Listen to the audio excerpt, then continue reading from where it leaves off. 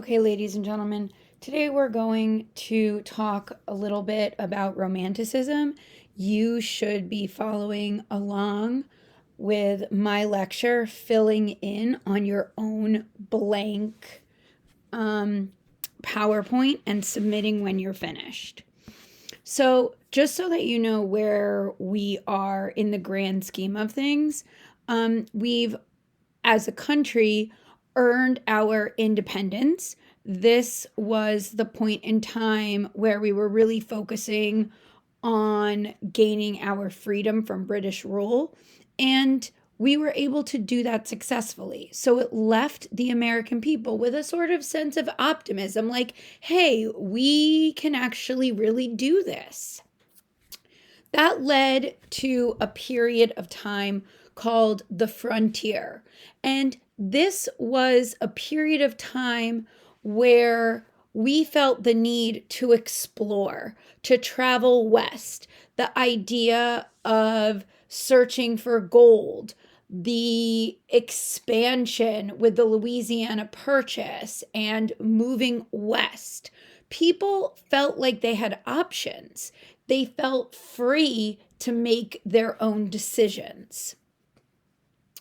So then, several years later, we get this idea of immigration.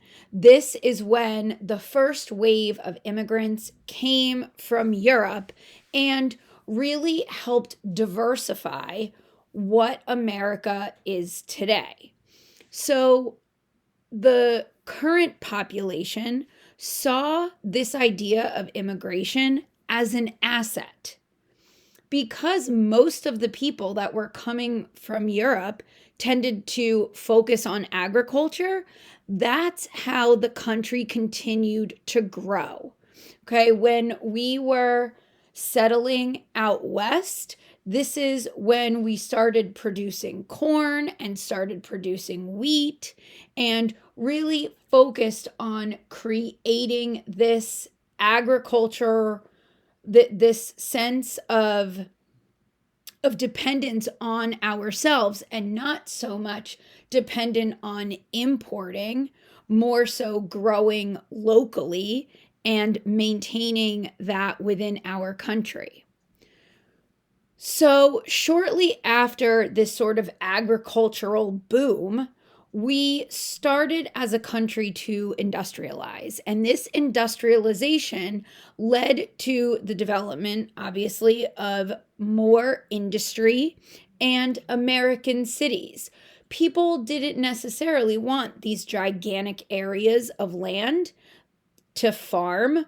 They wanted to live more in the cities. And because that's where the jobs were, especially after the abolishment of slavery, lots of people moved to these larger cities like Chicago, like Detroit, like Pittsburgh, to really start to develop the industry with factories, not so much with agriculture.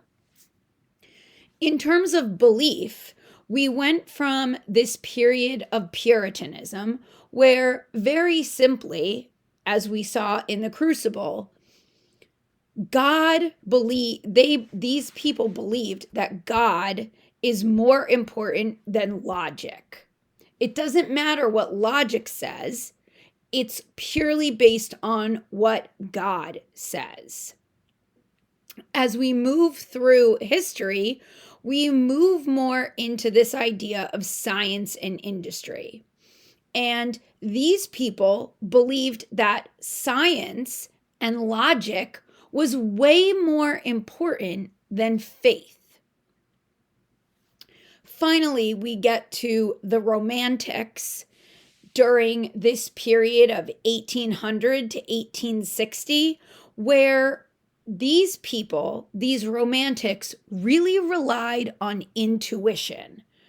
So they were focusing on making decisions based on how they were feeling, how something would feel over logic. Okay. So we're moving from this idea of God to science and logic, and then to this gut feeling, that intuition that we have.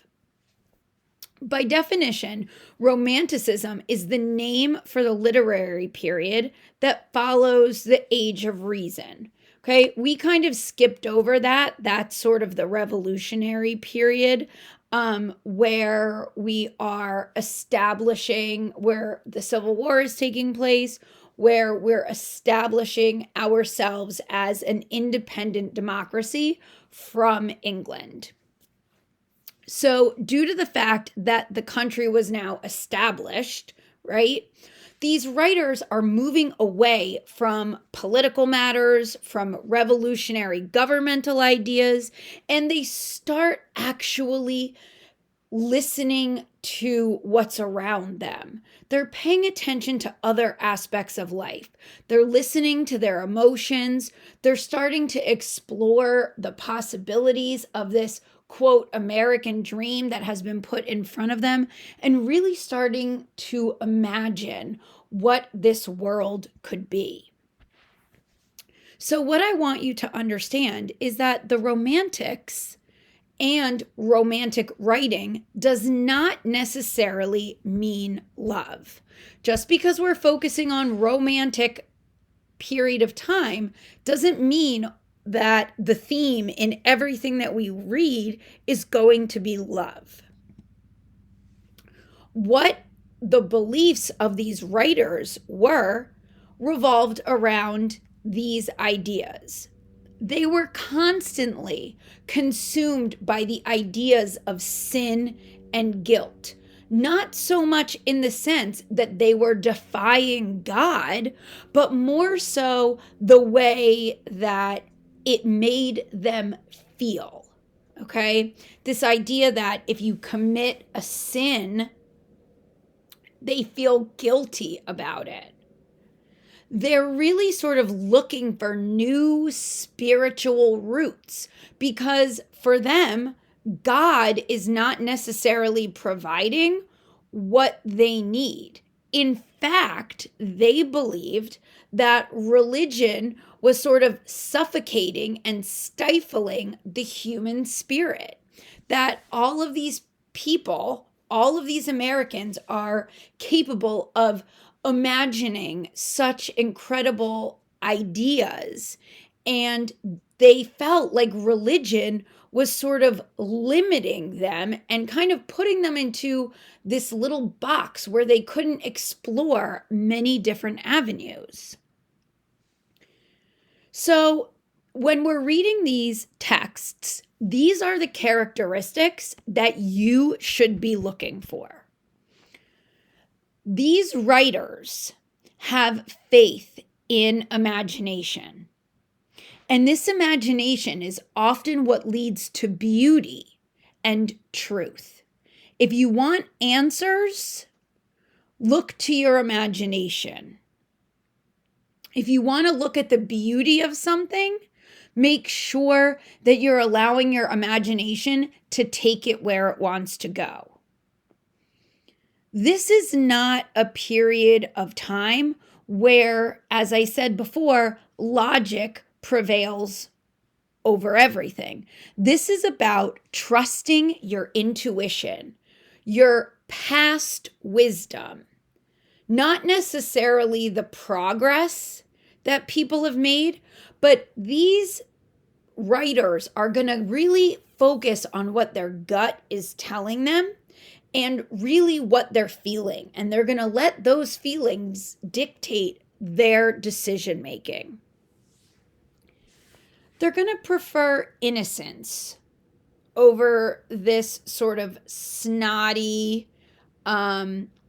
upright, learned sort of culture. Okay?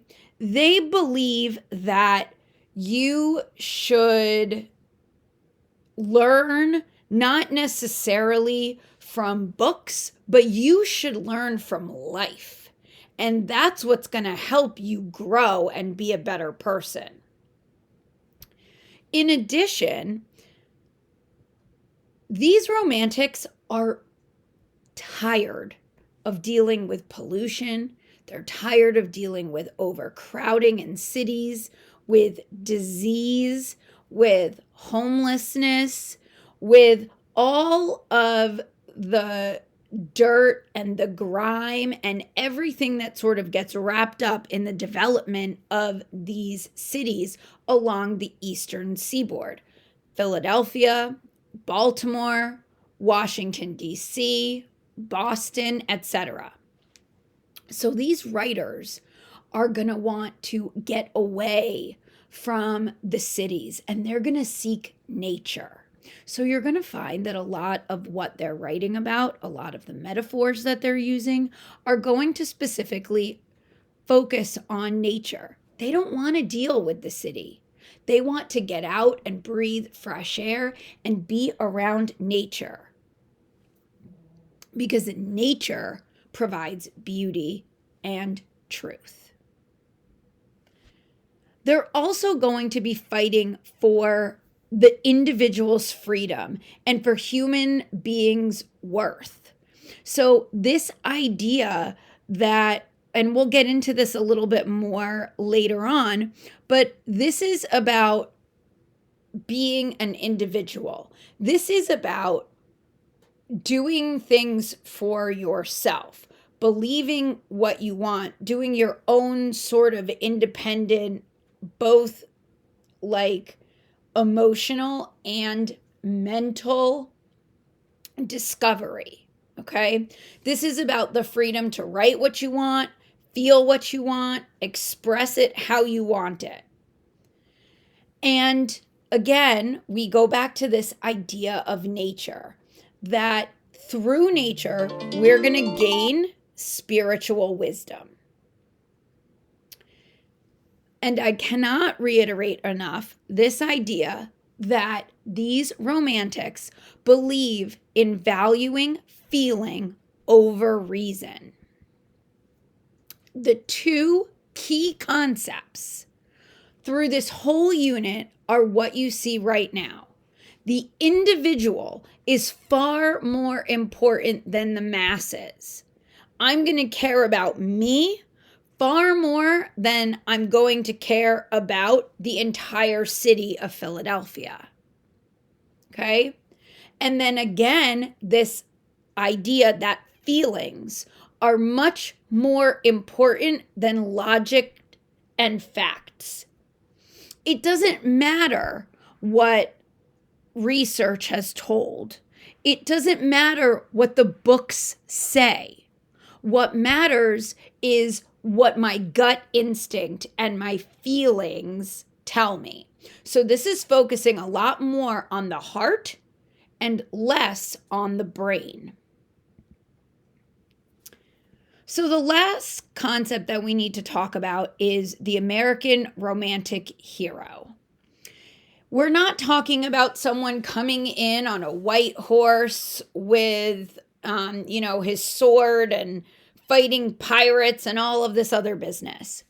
The romantic American hero is someone who is much more universal. Okay?